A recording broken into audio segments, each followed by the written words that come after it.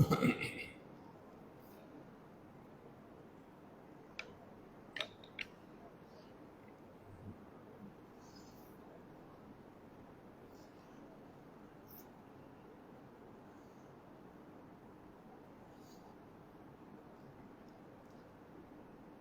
علیکم ورحمۃ اللہ وبرکاتہ۔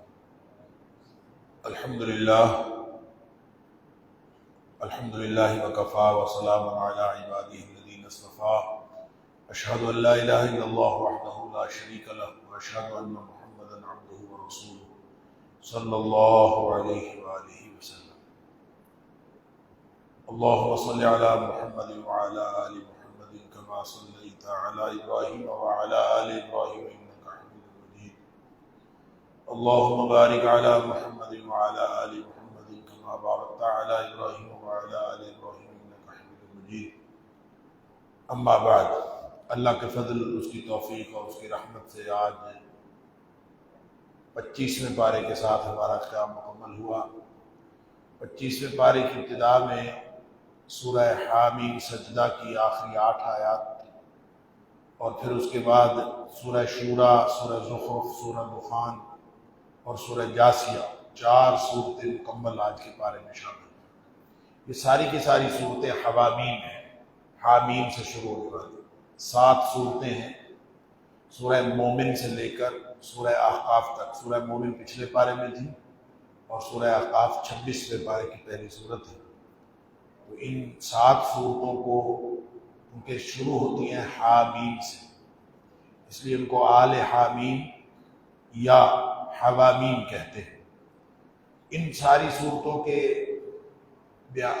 مضامین بھی قریب قریب ملتے جلتے ہیں اور کچھ خصوصی احکام بھی ان صورتوں کے اندر موجود ہیں۔ بعض لوگوں کا تو خیال یہاں تک ہے کہ یہ 7 کی 7 صورتیں جو ہیں وہ اکٹھی نازل ہوئی، لیکن ان کے مضامین سے یہ بات ثابت نہیں ہوتی کہ اکٹھی نازل ہوئی، بہرحال واللہ اعلم۔ لیکن ان کو ایک حدیث کے اندر آتا ہے کہ اس کو دیباج القرآن نبی پاک صلی اللہ علیہ وسلم فرمایا، دیباج القرآن، دیباج کہتے ہیں ریشم کو، تو اس کا مطلب ہے یہ قرآن کی زینت ہے۔ جس طرح ریشم زینت ہوتا ہے کپڑوں میں سے، اسی طرح یہ قرآن میں زینت ہے، خوبصورتی کی علامت۔ تو ان میں سورہ حامیم سجدہ کی آخری جو 8 آیات ہیں، اس میں اگرچہ سورہ حامیم سجدہ کا مضمون میں نے کل عرض کیا تھا، اس بات رسالت ہے، توحید کے آفاقی دلائل ہے، اور خاص طور پہ اس میں یہ کہا گیا ہے کہ توحید اور آخرت پر صبر و استقامت سے صبر و استقامت سے اگر چلتے رہے تو دنیاوی اور اخروی کامیابی اسی سے ملتی۔ اللہ تعالیٰ کی توحید کا بیان چل رہا ہے اور اس میں قرآن کی عظمت پیچھے بیان ہوئی اور پھر اللہ تعالیٰ کی توحید کے دلائل دیے گئے۔ یہاں ابتدا میں اللہ کے علم کا احاطہ کیا گیا ہے کہ اللہ کا علم محیط کلی ہے، الیہ یرد علم الساعہ، قیامت کا علم بھی اس کے پاس ہے۔ اسی طرح جو شگوفے کے اندر پھل کس طرح کا پیدا ہونا ہے، اس کا علم بھی اسی کے پاس ہے۔ رحم مادر میں بچہ کیسا ہے، کب پیدا ہوگا، یہ سارا علم اس کے پاس ہے، اور کب اس نے دنیا میں آنا ہے یہ بھی علم اس کے پاس ہے۔ قیامت والے دن مشرکین جو ہیں ان کو کہا جائے گا وَيَوْمَ يُنَادِي أَيْنَ شُرَكَائِي، کہاں ہیں میرے شریک؟ اللہ تعالیٰ ان سے پوچھے گا مشرکین سے، قَالُوا آذَنَّاكَ مَا مِنَّا مِن شَهِيدٍ۔ مشرک قیامت والے دن انکار کریں گے، کہیں گے ہم میں سے کوئی اس بات کی گواہی دینے والا نہیں، یعنی وہ کہیں گے کہ ہم تو یہ کام کرتے ہی نہیں۔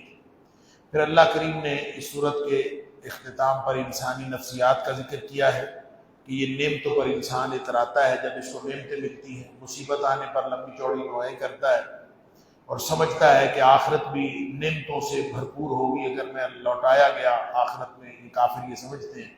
فرمایا کہ وہاں پہنچو صحیح، پھر میں تمہیں بتاؤں گا کہ وہاں کیا ہے۔ اللہ اکبر، فَلَنُنَبِّئَنَّ الَّذِينَ كَفَرُوا، کافروں کو پتہ جائے گا وہاں پہنچیں گے تو کیا حالات ہیں۔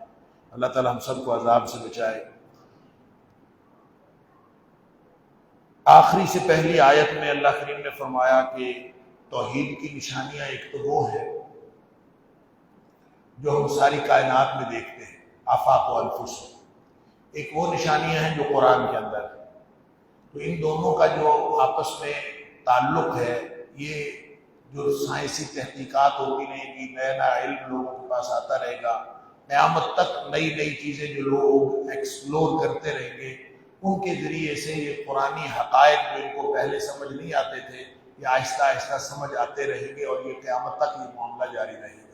ہمارا سنورہم آیاتنا فی الآفاق وفی انفسہم حتی یتبین لہم انہ الحق، ہم ان کو عنقریب نشانیاں دکھائیں گے اپنی آفاق کے اندر، وفی انفسہم، اور اپنے وجود کے اندر، حتیٰ یہاں تک کہ یتبین لہم، ان کے لیے واضح ہو جائے گا، انہ الحق، کہ قرآن میں جو 1500 سال پہلے بات کر دی تھی وہی حق ہے۔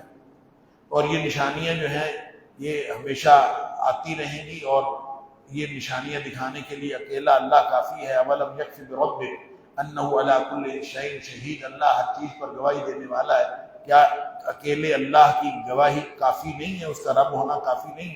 الا انہ بکل شیء محیط، اللہ کے علم میں ہر چیز اس کے علم میں ہے، اور اللہ تعالیٰ کا علم ہر چیز کا احاطہ کرتا ہے۔ آگے سورہ شورا ہے، سورہ شورا بھی مکی صورت ہے، بنیادی عقائد پر بحث کی گئی ہے، اس بات رسالت وحی الہی اور عظمت قرآن، خاص پیرائے کے اندر اس میں توحید بیان ہوئی ہے، اور یہ بتایا گیا ہے کہ توحید کو نئی اور نرالی اور انوکھی چیز نہیں، تمام انبیاء پر یہی وحی نازل ہوا کرتی تھی۔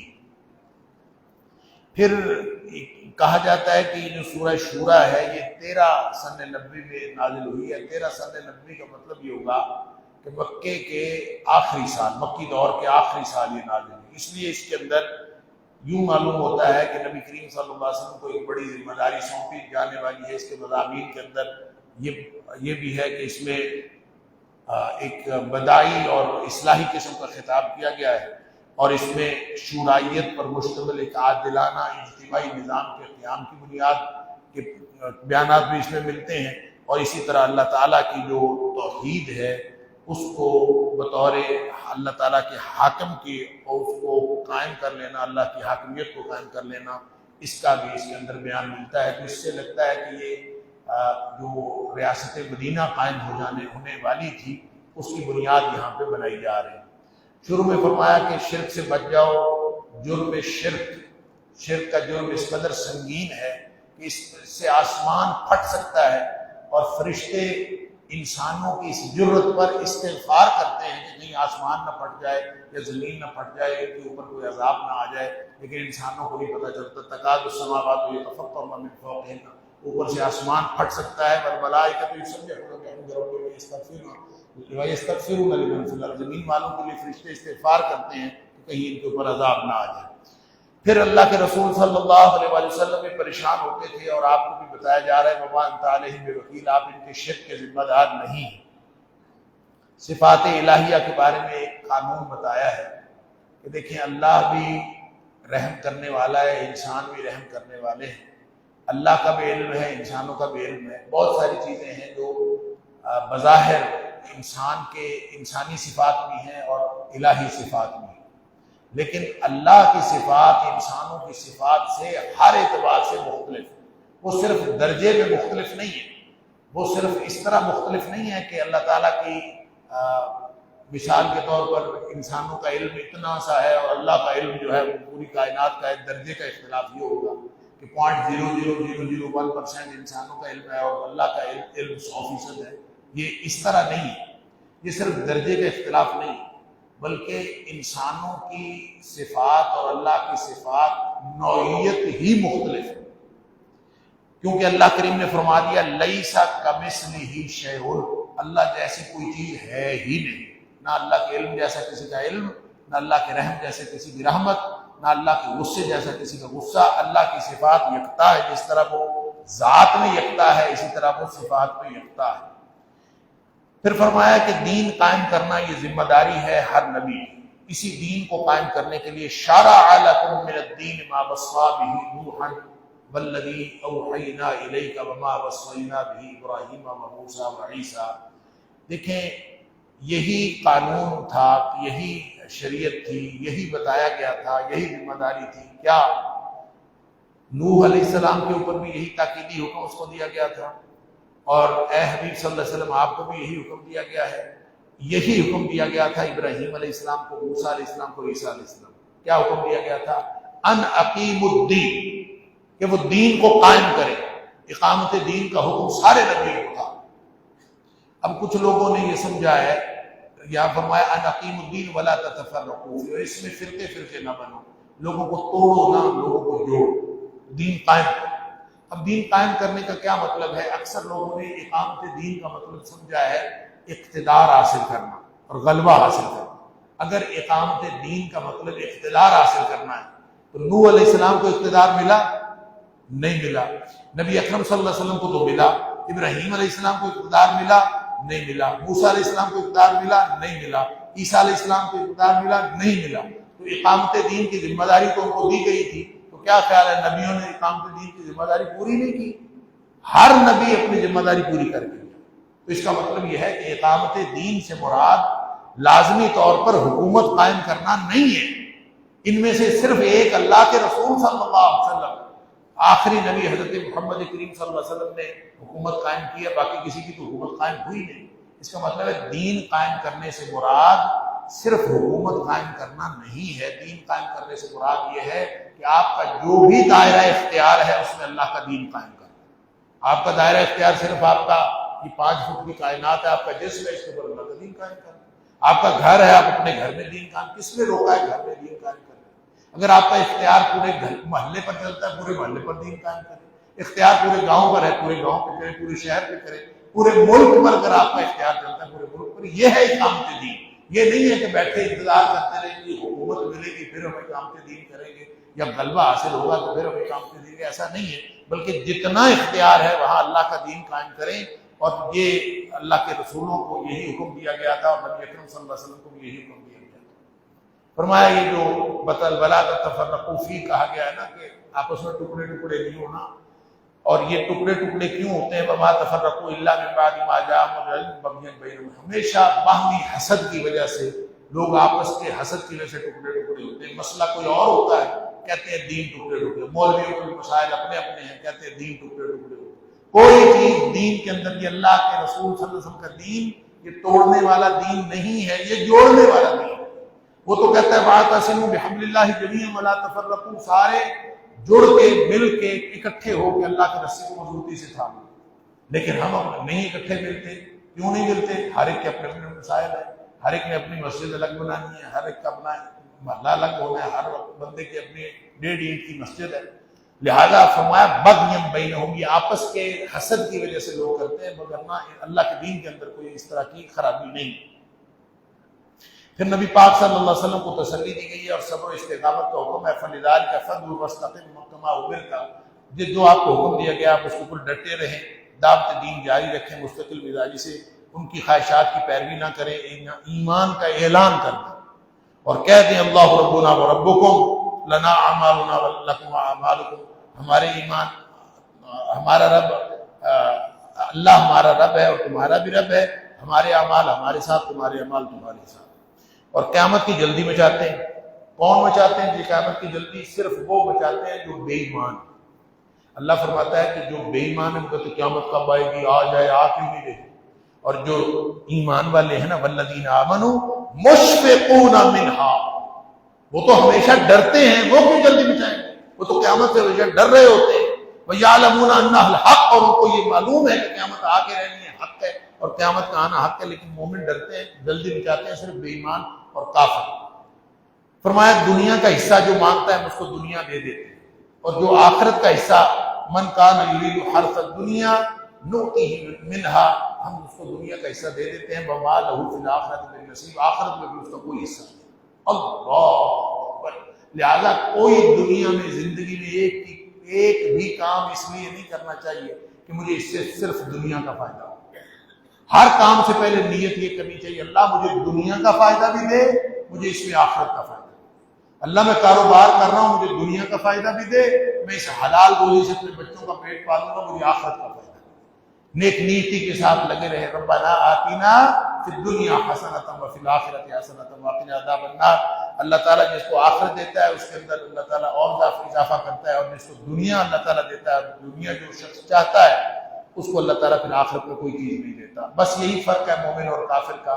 محنت سارے اسی جہان میں کر رہے ہیں، اور محنت کا مقصد، کافر نے اپنا مقصد اور اپنا مطلب ادھر ہی پورا کرنا ہے، اور جو مومن ہے اس نے اپنا بدلہ اور جو مقصد ہے وہ آخرت میں حاصل کرنا، یہی فرق ہے۔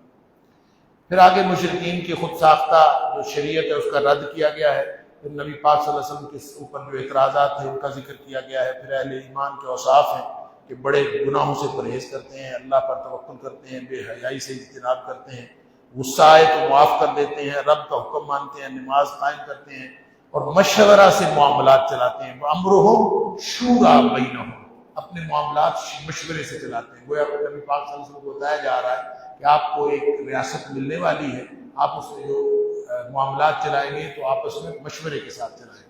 اللہ اکبر۔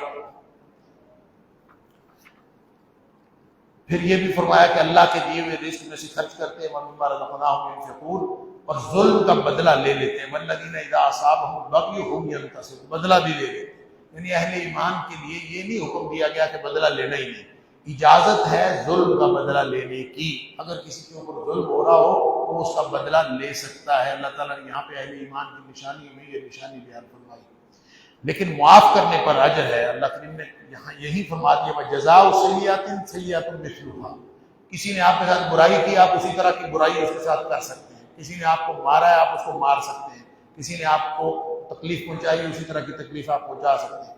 فَمَنْ عَفَا وَأَصْلَحَ، لیکن جو معاف کر دے اور امن قائم کر دے، صلح کر دے، فرمایا فَأَجْرُهُ عَلَى اللَّهِ، اس کا اجر بہت بڑا ہے۔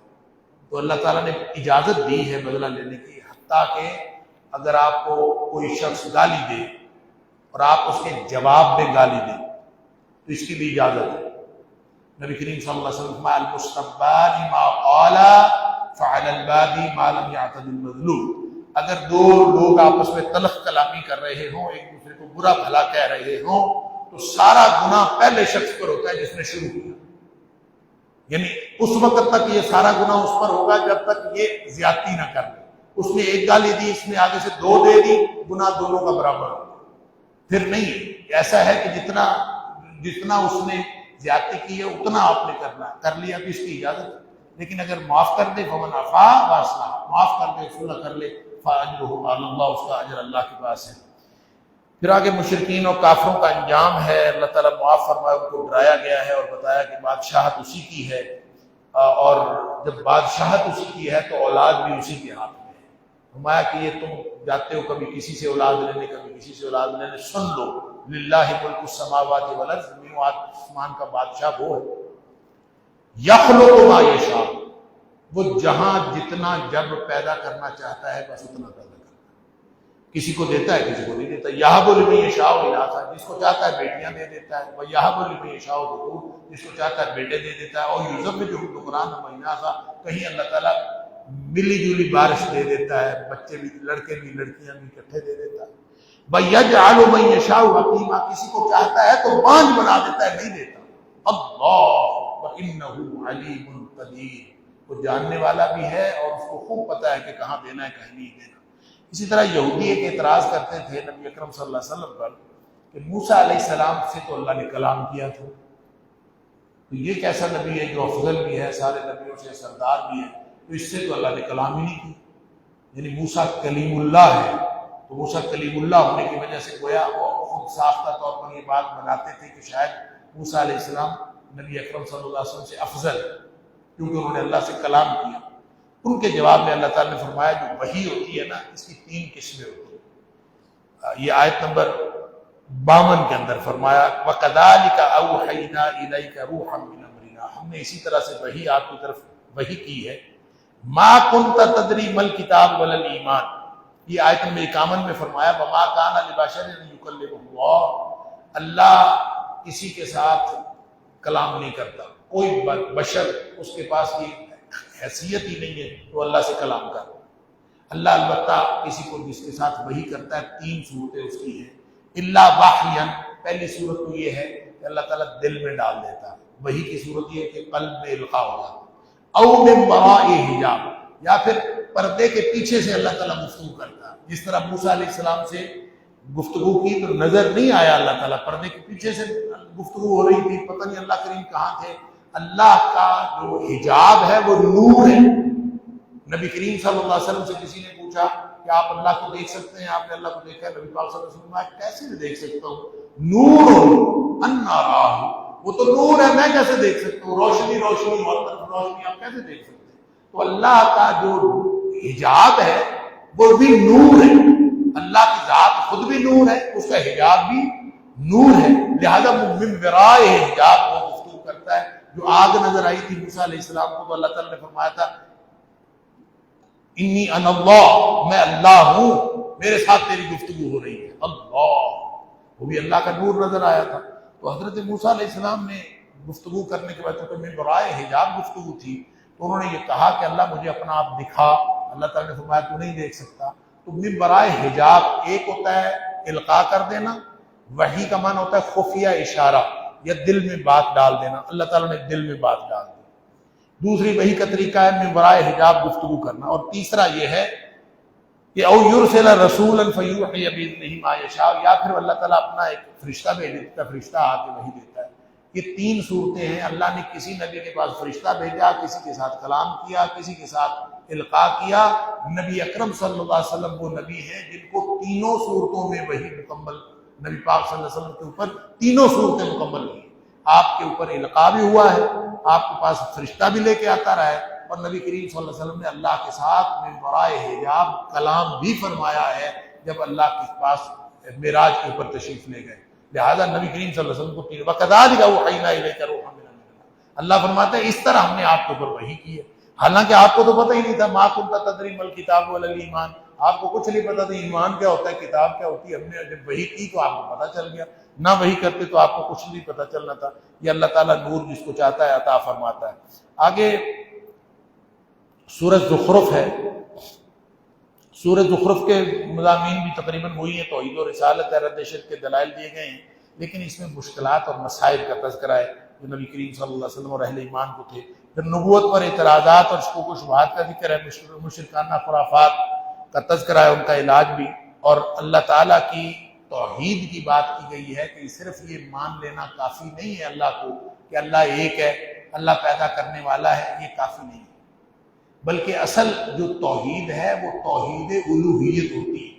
توحید الوہیت کہتے ہیں توحید فی العبادت کو، کہ تاریخ کے ہر دور کے جو مشرک ہیں نا وہ توحید ربوبیت کو بھی مانتے رہے، توحید اسماء و صفات کو بھی مانتے رہے، نہیں مانا تو توحید الوہیت کو بھی مانا۔ توحید فی العبادت جو ہے اس کے اندر ہمیشہ نقص رہا ہے کہ اللہ کو جو بندگی اور عبادت کے کام صرف اللہ کے لائق شان ہے، وہ اللہ کے علاوہ مخلوق کے لیے بھی جائز سمجھنا شروع کر دیتے ہیں۔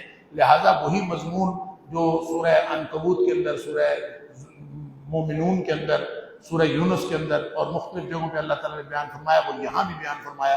ان مشرکوں سے پوچھو والا ان سألتهم من خلق السماوات والارض ليقولن خلقهن العزيز العليم، ان سے پوچھو تو یہ کہیں گے اللہ نے پیدا کیا، یہ کس نے پیدا کیا؟ سب کچھ اللہ نے پیدا کیا ہے۔ جو سورج چاند کس کے کنٹرول میں؟ اللہ کے کنٹرول میں۔ رزق کون دیتا ہے؟ اللہ دیتا ہے، سب اللہ دیتا ہے، تو پھر بتوں کے پاس کیا ٹکرے مارنے جاتے ہو؟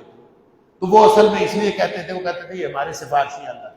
تو توحید الوہیت میں فرق ہمیشہ آیا ہے۔ یہ کہنا کہ میں اللہ کو ایک مانتا ہوں یہ توحید نہیں ہے، یہ توحید ربوبیت ہے۔ یہ مشرک ہر دور کے مشرک مانتے تھے، لیکن توحید الوہیت میں فرق تھا، اور توحید الوہیت میں فرق ہی وہ فرق ہے جس کی وجہ سے انسان جہنمی ہو جاتا ہے، اور مشرکین مکہ رجسٹرڈ جہنمی تھے، اللہ نے قرآن میں ان کو جہنمی قرار دیا ہے، اللہ اس کے رسول کے دشمن، اور ان کی توحید الوہیت میں فرق تھا، ان کا اللہ تعالیٰ نے عقیدہ بیان کیا۔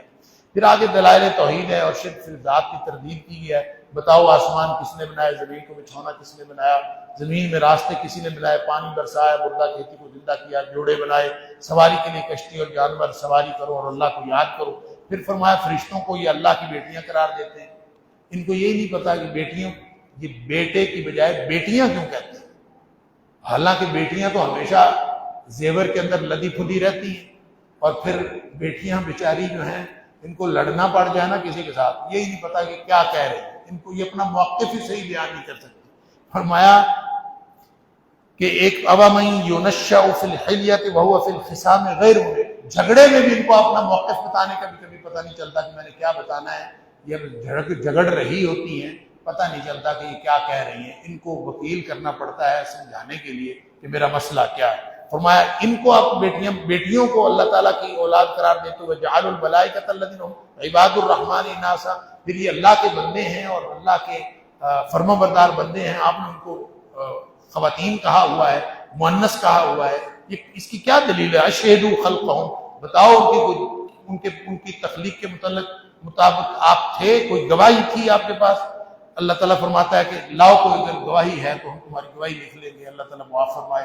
تو کہنے کی بات یہ ہے کہ فرشتے اللہ کی بیٹیاں نہیں ہیں، وہ اللہ کے فرمانبردار بندے. پھر شرک کا باعث خوشحال متکبرین اور اجداد کی پیروی، پہلے بھی یہ مضمون بیان ہوا ہے. آگے حضرت ابراہیم علیہ السلام کی دعوت توحید اور شرک سے برات کا بیان ہے، اور نبی اکرم صلی اللہ علیہ وسلم کی دعوت توحید پر اس کا استدلال ہے. پھر ایک اعتراض وہ ایک اور کرتے تھے، وہ کہتے تھے کہ اگر اللہ نے نبوت دینی تھی، وحی دینی تھی، تو مکہ اور طائف یہ دو بستیوں میں سے کسی سردار پر نازل کر دیتا اللہ قرآن. ایک یتیم بچے پر کیوں؟ یتیم جس کا نہ باپ تھا اور نہ ہی کوئی سرداری تھی، اس کو کیوں دی؟ وقالوا لولا نزل هذا القرآن على رجل من القريتين عظيم، اس دو بستیوں کے کسی بڑے آدمی پر قرآن نازل ہو جاتا. یہ اعتراض کرتے تھے. اللہ فرماتا ہے اہم یقسمون رحمت ربک، یہ اللہ کی رحمت کی تقسیم ان کی ذمہ داری ہے. رب کی رحمت یہ تقسیم کریں گے. ان سے پوچھا کس نے ہے کہ کس کو دینی ہے کس کو نہیں دینی؟ نحن قسمنا بینہم معیشتہم فی الحیاۃ الدنیا، ہم تقسیم کرتے ہیں، سرداری ہم دیتے ہیں، اور دنیا کے جو مراتب بنائے ہیں وہ بھی ہم نے بنائے ہیں، اور جو اصل مرتبہ ہے نبوت کا وہ تو ہے ہی اللہ کا فضل. اور رحمت ربک خیر مما یجمعون، اور اللہ کی رحمت ان ساری دولت عزت اور یہ جو سرداری ہے اس سے بہتر ہے. امیر یا غریب ہونا کوئی استحقاق نہیں ہے، یہ درجے تو اللہ نے بنائے ہیں. اصل تو استحقاق وہ ہے جو اللہ تعالیٰ جس کو اپنی نبوت کے لیے اور اپنے رسالت کے لیے چن لے، مصطفیٰ بنا لے. آگے دنیا کی بے حقیقتی کی بات کی ہے. فرمایا کہ اگر اللہ کو یہ ڈر نہ ہوتا کہ ساری دنیا کافر ہو جائے گی، اللہ بات سمجھے گا، اگر اللہ کو یہ ڈر نہ ہوتا کہ ساری دنیا کافر ہو جائے گی، وَلَوْلَا يَكُونَ النَّاسُ أُمَّةً وَاحِدَةً لَجَعَلْنَا لِمَن يَكْفُرُ بِالرَّحْمَنِ لِبُيُوتِهِمْ سُقُفًا مِّن فِضَّةٍ وَمَعَارِجَ عَلَيْهَا يَظْهَرُونَ، تو ہم کفار کے ہر چیز سونے چاندی کی بنا دیں، ہر چیز کافروں کو دے دیں، اس لیے کہ اس کی حیثیت کوئی نہیں ہے. صرف اس لیے نہیں ہر چیز کافروں کو دی کہ کافروں کی سب چیزیں سونے کی بن جاتی تو پھر لوگ کہیں کافر ہی نہ ہو جاتے. اس لیے اللہ تعالیٰ نے یہ نہیں کیا، کیونکہ دنیا کی حیثیت تو اللہ کے نزدیک کچھ بھی نہیں. کافروں کی ہر چیز سونے چاندی کی بھی بن جائے تو اس کی کوئی حیثیت اللہ کے نزدیک یہ دنیا کوئی حقیقت نہیں رکھتی. نبی پاک صلی اللہ علیہ وسلم نے اس لیے فرمایا لو کانت الدنیا تعدل عند اللہ جناح بعوضۃ، اگر یہ دنیا اللہ کے نزدیک ایک مچھر کے پر کے برابر بھی ہوتی تو اللہ ما سقا کافرا شربۃ من ماء، اللہ کسی کافر کو ایک گھونٹ پانی کا نہ دیتا. اللہ یہاں فرما رہا ہے کہ ہم تو کافروں کو سونے چاندی کے گھر بھی بنا دیتے ہیں، اس لیے کہ اس کی حیثیت ہی کوئی نہیں. تو اللہ تعالیٰ ہم سب کو جنت الفردوس عطا فرمائے. پھر وحی الہی سے جو اندھا تغافل برتتے ہیں اور اللہ کی وحی کی طرف توجہ نہیں دیتے، اللہ تعالیٰ فرماتا ہے کہ اس کے اوپر شیطان مسلط ہو چکا ہوتا ہے، اس لیے یہ اللہ کی وحی سے تغافل برتتے ہیں. وگرنہ جو شخص یہ دو باتیں ہیں، ایک تو یہ کہ شیطان مسلط ہوتا ہے تو بندہ وحی کی مخالفت کرتا ہے، دوسرا جو وحی کی مخالفت کرتا ہے اس کے اوپر شیطان مسلط ہو جاتا ہے.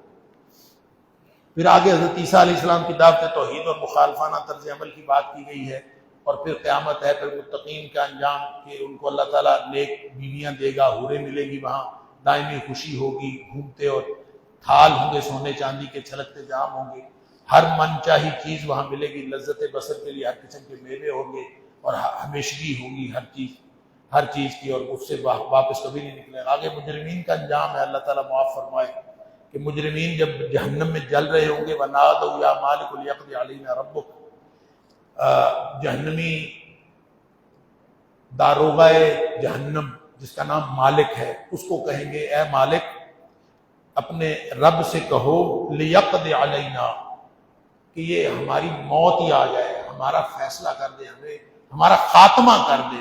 قال انکم ماکثون، اور وہ مالک آگے سے کہے گا نہیں، مرنا نہیں، موت تو نہیں آنی، موت تو حشر کے میدان میں اللہ تعالیٰ اس کو مینڈے کی شکل میں لا کے ذبح کر دے گا، موت نہیں آنی۔ انکم ماکثون، تم ہمیشہ جہنم کے اندر رہو گے، اللہ تعالیٰ معاف فرمائے۔ آگے سورۃ دخان ہے، سورۃ دخان کے بھی بنیادی موضوع وہی توحید اور آخرت اور ماننے والوں کو جزا اور نہ ماننے والوں کو سزا، لیکن اس میں ایک اہم مسئلہ جو ابتدا میں ہے، انا انزلناہ فی لیلۃ مبارکۃ انا کنا منذرین فیہا یفرق کل امر حکیم۔ یہ سن لیجئے، اس کے لیے اکثر لوگوں نے کہا ہے کہ یہاں انزلناہ فی لیلۃ مبارکہ، یہاں لیلہ مبارکہ سے مراد نصف شعبان کی رات ہے، جس کو شب برات نہیں کہتے، تو اکثر لوگوں نے کہا کہ اس سے مراد شب برات ہے۔ پھر بعض ضعیف حدیث کی بنیاد پر یہ کہا ہے کہ اس میں فیصلے ہوتے ہیں پورے سال کے، اور فیہا یفرق کل امر حکیم، اس رات میں فیصلے ہوتے ہیں، اللہ تعالیٰ نے کہہ دی، لہٰذا اس کی دلیل لیتے ہیں ضعیف حدیث۔ بات اصل میں یہ ہے کہ قرآن کب نازل ہوا، انا انزلناہ فی لیلۃ مبارکہ، یہاں کہا ہے لیلہ مبارکہ کو نازل ہوا۔ جن لوگوں نے نصف شعبان کی رات کو فیصلوں کی رات قرار دیا ہے، وہ کہتے ہیں فیصلہ نصف شعبان کی رات کو ہوا تھا اور نازل ہوا ہے لیلۃ القدر کو جو رمضان میں ہے، حالانکہ اللہ تعالیٰ نے فرمایا کہ انا انزلناہ فی لیلۃ القدر، کہ ہم نے قرآن کو لیلۃ القدر میں نازل کیا ہے، اور لیلۃ القدر کب تھی؟ خود قرآن کہتا ہے شہر رمضان الذی انزل فیہ القرآن، قرآن رمضان میں نازل ہوا ہے، شعبان میں نازل نہیں ہوا، لہذا اس کا مطلب یہ ہوا کہ لیلہ مبارکہ اور لیلۃ القدر ایک ہی چیز ہیں۔ رہ گئی یہ بات کہ فیہا کل امر حکیم، اس کے لیے کہ اس رات ہر اہم کام کا فیصلہ ہوتا ہے، تو اس کے لیے کسی ضعیف حدیث سے فیصلہ کروانے کی ضرورت نہیں ہے، قرآن خود اپنی تشریح کر رہا ہے کہ لیلۃ القدر من الف شہر، لیلۃ القدر خیر من الف شہر، تنزل الملائکۃ فیہا تنزل الملائکۃ والروح فیہا من کل امر، کہ اس رات میں فرشتے نازل ہوتے ہیں اللہ سے ہر کام کا فیصلہ لے کر، تو ہر کام کا فیصلہ لے کر کس رات میں نازل ہوتے ہیں؟ لیلۃ القدر میں۔ یہاں فرمایا کہ اس رات میں فیصلے کیے جاتے ہیں لیلہ مبارکہ میں، تو نتیجہ یہ نکلا کہ لیلہ مبارکہ اور لیلۃ القدر ایک ہی رات کے دو نام ہیں، اس لیے عظمت قرآن سے اس کی ابتدا کی ہے، اور یہ اس کے اندر پورا بیان اللہ کریم نے بیان فرمایا۔ اس کے بعد سورہ جاسیہ ہے، آخری سورت آج کے پارے کی۔ جاسیہ کا مطلب ہوتا ہے گھٹنوں کے بل گری ہوئی، اللہ، اور اس میں ذکر ہے کہ قیامت والے دن جو گروہ آئیں گے نا، جو جہنم میں ڈالے جائیں گے، وہ گھٹنوں کے بل گرے ہوئے ہوں گے، اللہ تعالیٰ معاف فرمائے۔ تو اس میں بھی دلائل توحید سے آغاز ہوا ہے، اور مکی صورت ہے، اس میں کفار کے شبہات کا جواب ہے اور دھمکی بھی دی گئی ہے، اور اسی طرح سے کہ دنیا پرستی سے بچ کر توحید کو تسلیم کر لو، وگرنہ تم عنقریب تمہارے اوپر جو ہے وہ اللہ تعالیٰ کا عذاب منڈلا رہا ہے۔ 3 قسم کے گروہ ہیں اصل میں، جو جاسیہ جن کو کہا ہے نا گھٹنوں کے بل گرے ہوئے ہوں گے، یہ 3 قسم کے گروہ ہیں۔ ایک تو وہ ہے اہل جہنم کا گروہ جو سخت جھوٹے اور اڑیل ہے، اللہ تعالیٰ فرماتا ہے ویل لکل افاک اثیم، سخت جھوٹے اور اڑیل ہے، متکبر اور استہزاء کرنے والے، یسمع آیات اللہ تتلی علیہ ثم یصر مستکبرا کأن لم یسمعها، تو اللہ کی آیتیں سن کے اس کا مذاق اڑاتے ہیں، استہزاء کرتے ہیں، اللہ تعالیٰ معاف۔ جہنم ان کے انتظار میں رہتی ہے، اللہ تعالیٰ فرماتا ہے ان کے انتظار میں جہنم رہتی ہے، یعنی ان کا انتظار کرتی رہتی ہے کہ کب آئے۔ دوسرا گروہ ہے جو اہل کتاب ہے، اور کتاب اور نبوت کے باوجود ضد اور حسد کی وجہ سے انہوں نے انکار کیا ہے، جہنم ان کے بھی انتظار میں رہتی ہے، اللہ اکبر۔ تیسرا گروہ وہ ہے، یعنی یہ لوگ تو ظالم ہیں جن لوگوں کو پتہ بھی ہے سب کچھ اور پھر بھی یہ نہیں کرتے، اور آپ کی شریعت کا علم ہونے کے باوجود خواہشات کی وجہ سے وہ عمل نہیں کرتے اور نبی پاک صلی اللہ علیہ وسلم کی شریعت کو تسلیم نہیں کرتے، لہذا فرمایا یہ لوگ ان الظالمین بعضهم اولیاء بعض، یہ ظالم لوگ۔ تیسرا گروہ ہے نفس کے پجاری، افرأیت من اتخذ الہہ ہوا، کیا تو نے دیکھا جو صرف اپنے خواہش نفس کی پوجا کے لیے زندگی گزار رہے ہیں، اور یہ دہریے ہیں، یہ کہتے ہیں وقالوا ما هی الا حیاتنا الدنیا نموت ونحیا وما یہلکنا الا الدہر، بس ایک مشینی نظام چلا ہوا ہے، ہم نظام میں آتے ہیں، ایک زمانہ ہمیں مارتا جلاتا ہے، کوئی اللہ نہیں ہے، کوئی کچھ نہیں ہے۔ اور فرمایا کہ یہ لوگ بھی قیامت کو جہنم میں جائیں گے، اللہ تعالیٰ معاف فرمائے۔ اور آخر پہ فرمایا کہ قیامت والے دن جب یہ لوگ جہنم میں جائیں گے تو یہ آوازیں دیں گے، دعائیں کریں گے، التجائیں کریں گے، پکاریں گے، ان کی کوئی پکار نہیں سنے گی۔ اور ان کو کہا جائے گا الیوم ننساکم کما نسیتم لقاء یومکم ھذا، آج ہم تمہیں بھلا دیں گے جس طرح دنیا میں تم نے یہ آج کا دن بھلایا ہوا تھا۔ اللہ ومأواکم النار، اور ان کو کہا جائے گا کہ تمہارا ٹھکانہ جہنم ہے۔ وما لکم من ناصرین، اور تمہارا کوئی مددگار نہیں۔ اللہ تعالیٰ ہم سب کو جہنم سے بچائے اور جنت میں جانے والا بنائے۔ آخری آیت میں اللہ تعالیٰ نے فرمایا وَلَهُ الْكِبْرِيَاءُ فِي السَّمَاوَاتِ وَالْأَرْضِ وَهُوَ الْعَزِيزُ الْحَكِيمُ۔ قابل تعریف تو وہی اصل خالق اور مالک ہے جو زمین و آسمان اور ساری جہانوں کا رب ہے، بڑائی بھی اسی کے لائق شان ہے۔ اللہ تعالیٰ ہم سب کو اللہ کا خالص بندہ بننے کی توفیق عطا فرمائے۔ وآخر دعوانا الحمدللہ رب العالمین۔